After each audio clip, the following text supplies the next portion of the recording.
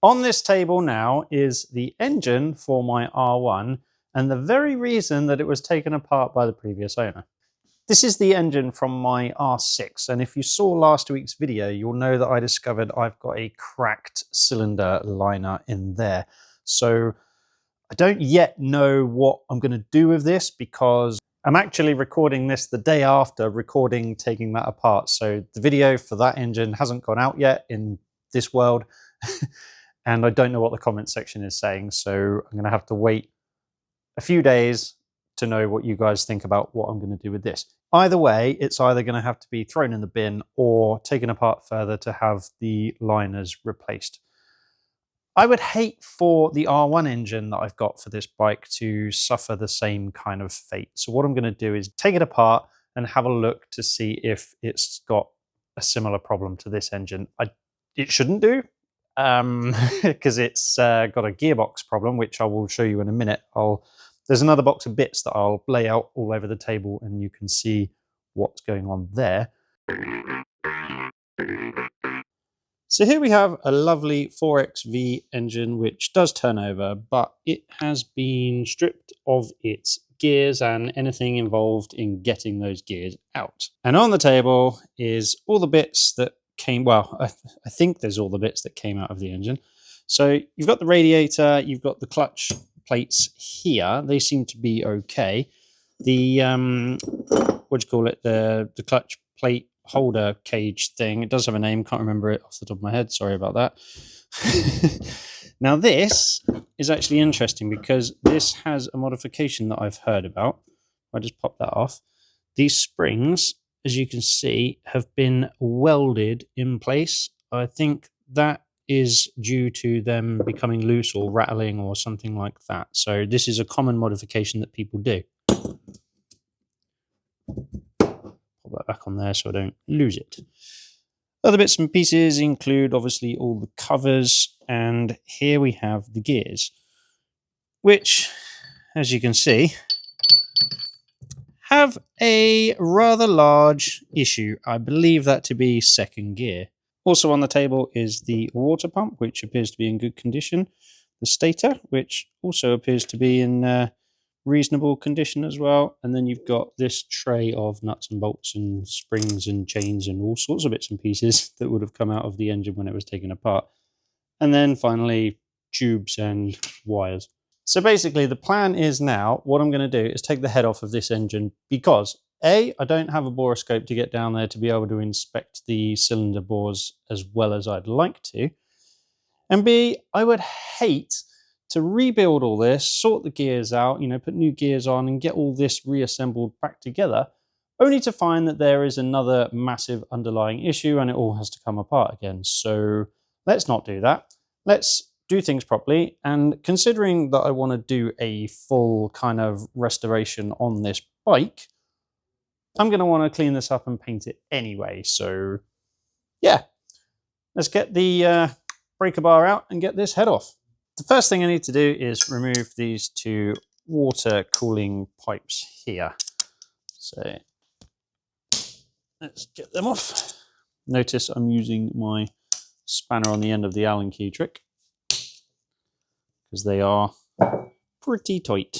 Hopefully once these two bolts are out, they'll just wriggle off quite easily. Yeah, it was never going to happen, was it? Might get one of them.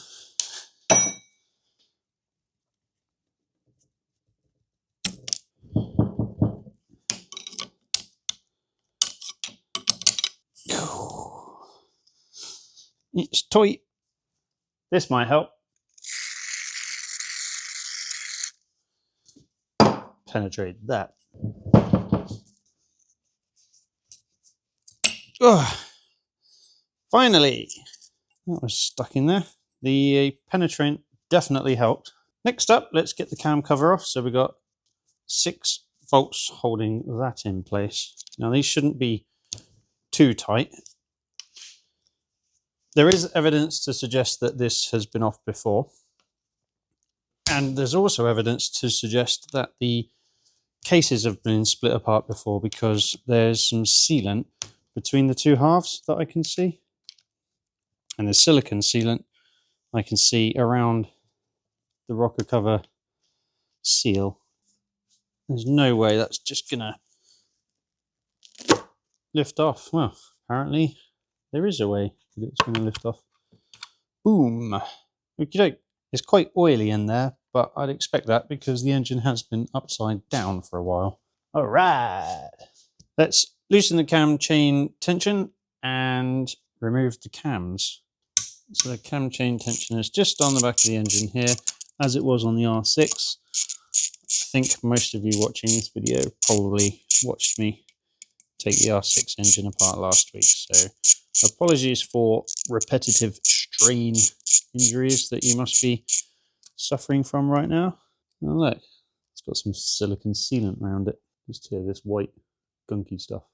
So with that out of the way, there should be, there we go, no tension on the camshafts now. Now I need to undo these and put them back in the same places because they'll have worn into the camshafts in a certain way. They're probably going to be very tight, aren't they? Oh, they're not too bad.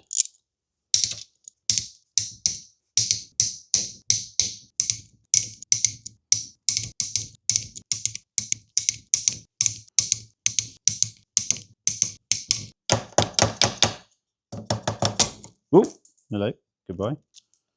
There's a fair bit of scoring on these. I'll show you in a second. What do you think? So, a bit of scoring on there, and same on that one, and on that one. That one's pretty bad, actually. These might need to be reground if that's a thing. Same again with this one, really. Lots of wear marks on them. The teeth on the gears look pretty good, though. Next up, remove the head bolts, and then the head should come off. As simple as that.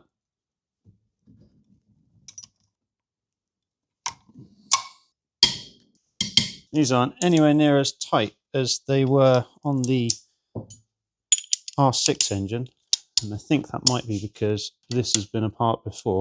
Oh, that's the wrong bit. What have I done? Oh, it's there.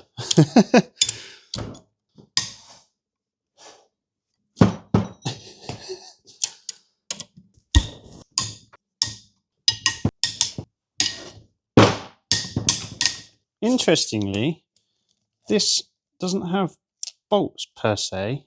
It has studs and round nuts with hex head fitment, unlike the R6 engine, which had, well, bolts with a hex head on them. I'm not sure if that would suggest that these have been replaced and then someone's put threaded bar in with these nuts. Maybe they snapped one. Maybe they snapped them all. Who knows?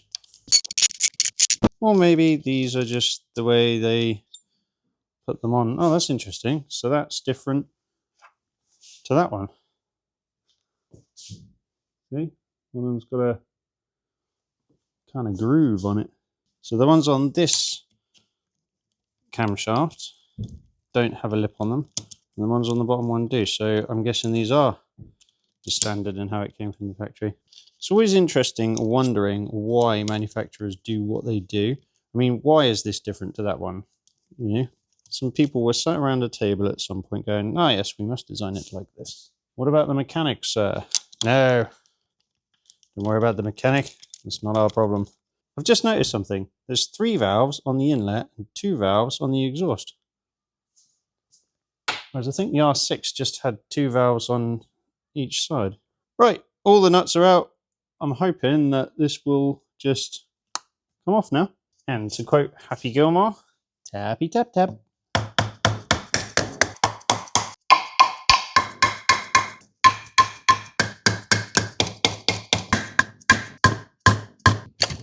And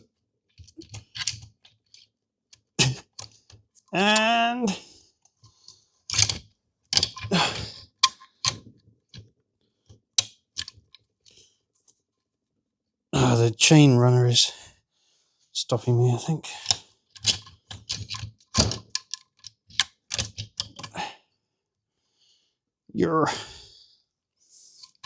There we go.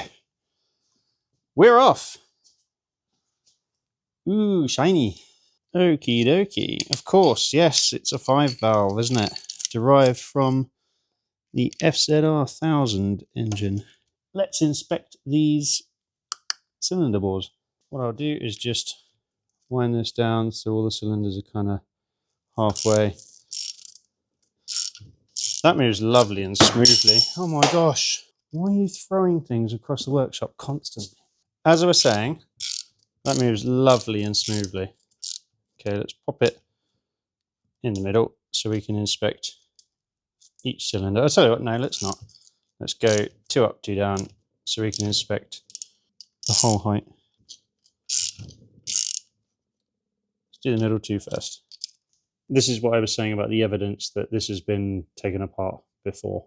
Okay, so upon initial inspection, there is a little bit of a scratch in that cylinder liner, but it's not a crack. That is merely a scratch, probably from where a bit of rubbish or unwanted debris has got in there.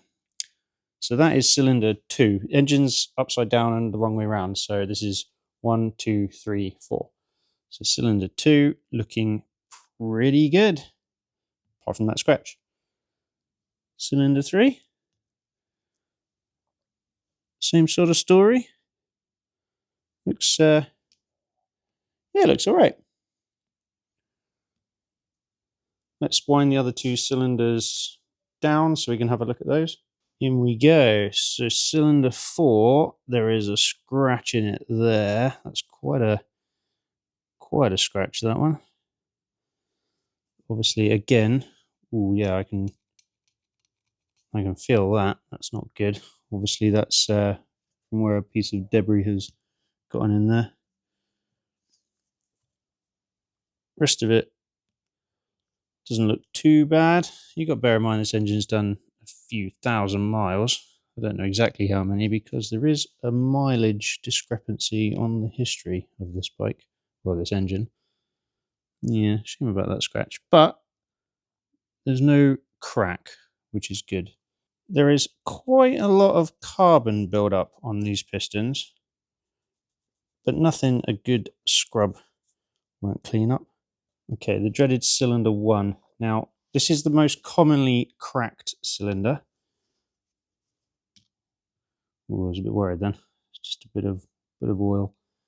Now it cracks on this one because of the stress put on the engine mount that is on this side, which is there on the head, I believe. Well, that's what I believe is the issue. So this engine mount here, yeah, supposedly this engine mount puts strain on this cylinder, or I don't know, maybe something like that. Perhaps one of you experts can explain in a comment what the actual problem with the cracked cylinders is.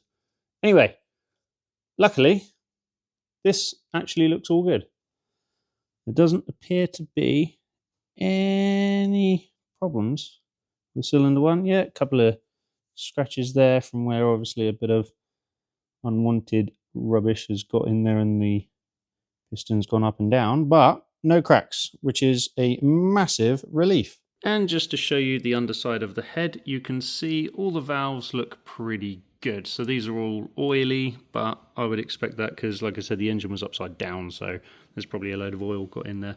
None of them look damaged. They all look pretty good. So I'll give this a good clean up, take the valves out and actually give them a good clean, port and polish the head maybe, and then it can go back together.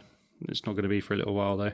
Let's spin this upside down and give it a visual inspection on the bottom. In the bottom, on the bottom. Give it a visual inspection from the other way up. I love this stand. It's amazing. All right, let's look in here. And here we can see the crankshaft. So if I rotate it round, just looking for something obvious that might cause me a problem, but looks pretty good. Doesn't appear to have any damage on it or anything like that. And it rotates lovely and smoothly.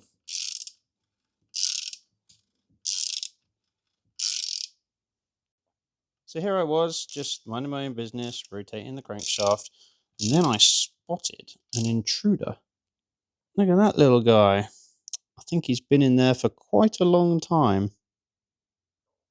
He's dead.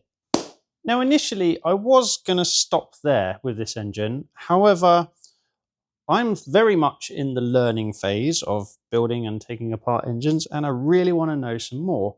So I went to start splitting the cases apart, and upon trying to start to do this, I discovered that there's actually no bolts holding the two halves together, and I'm not entirely sure exactly how it is in one piece rather than two pieces. So I'm going to go around it again. There must be like two bolts or something holding it in that I can't see. But yeah, that made that decision easy for me. I'd say I was umming and ahhing. Should I split the cases apart and then, you know, completely take it apart every single bolt, or shall I leave it being it seems to be okay? The decision's been made to take it apart completely, 100% stripped down. Right. Let's try and find out why this is not in two halves. So where bolts normally would be, there, there's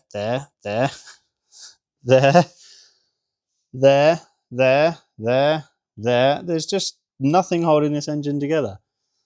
Like, I don't really understand how it's in one piece. I wonder if I just hit it with a hammer, if it'll just come apart. I think I found it. I think that bolt there is the only bolt holding it together. So I'm going to undo that, and then I think the two halves will come apart. But what I'm going to do, because I'm currently holding it on two halves, I'm going to undo this, angle it forward, chuck a piece of wood under there, and then I'll be able to take this half of the crankcase off. Okay, here we go. And I've just discovered why I keep dropping this ratchet and throwing sockets across the floor. And it's because the locking mechanism that holds the sockets on isn't working. This is a Halford's Advanced ratchet, so it's got a lifetime warranty. All I have to do is walk in there and be like, excuse me, this is broken, and they will swap it. No questions asked, no quibble. Very good stuff, to be honest. They're not sponsoring this channel. Like, you know, I'm just letting you guys know what tools I use and how good they are. And they're all right. They're all right.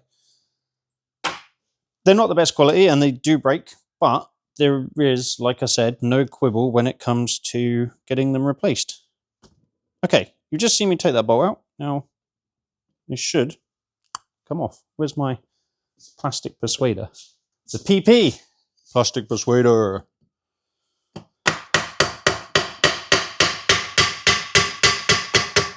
Yep, it's definitely loose.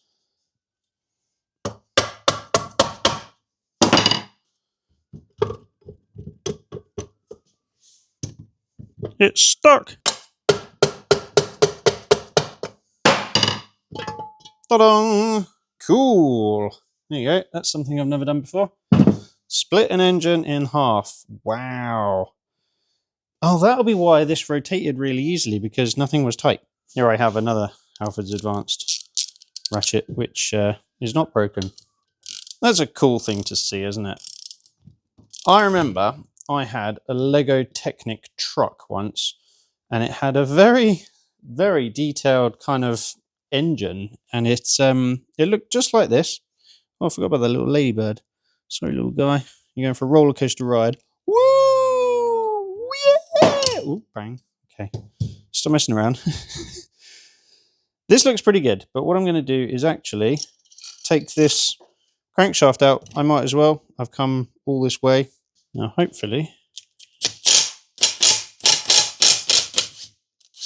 Hey. Chain off. Okay, so we need to zip, zip, zip, zip, zip, zip, zip, zip, zip, zip, zip, zip. Do you know what I'm going to do?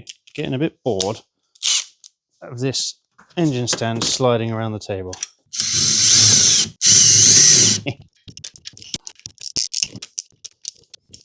Okie doke, so I'm going to undo all these and bag them up, label them. Oh, they also need to go a certain way round, don't they? Oh, they've got a little divot in them that identifies which way round they go.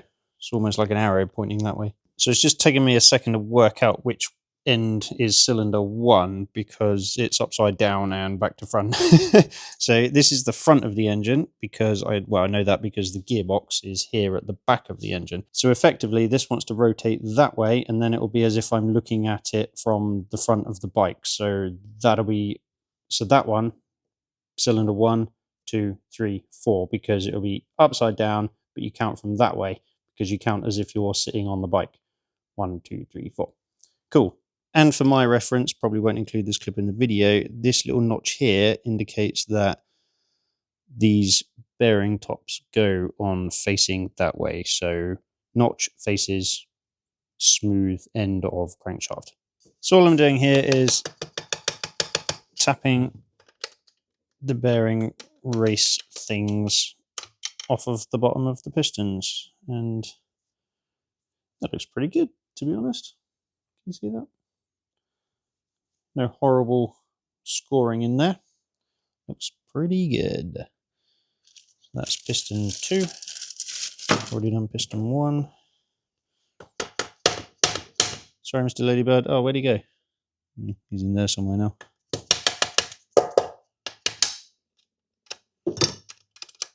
Piston 3. Looks good. They look brand new. Now this should just come out now. Oh yeah. Cool. It's got some weight to it. Oh yeah. In theory, just come out from the other end. Oh yeah. That's so cool. I've never taken a piston out of an engine before.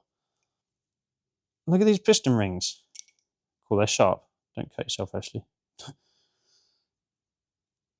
That's very cool. So let's give these a good thorough inspection. I should put that in a bag and label it as well, shouldn't I? So now I'm going to put the thing back on there so I know it matches up with it. Cool. I'm going to pop the other 3 out, and then, well, that's pretty much it, isn't it? It's in as many pieces as it possibly could be. Cool. 4 pistons. Now that I've taken everything out of here, you can actually see some, well, quite a lot of damage on here. Check out these chunks that have been taken out of these sections of the case. And look at all these little dentations in there. Come on, focus camera. Look. There's also a lot of gunk in there, and what looks to be a piece of chewing gum as well. Yeah, I think that crankshaft has been battering some bits and pieces, probably due to some contamination, well, I call it contamination, swarf or bits of metal in there. The crankshaft itself actually doesn't look too bad, it looks alright. But, yes, interesting.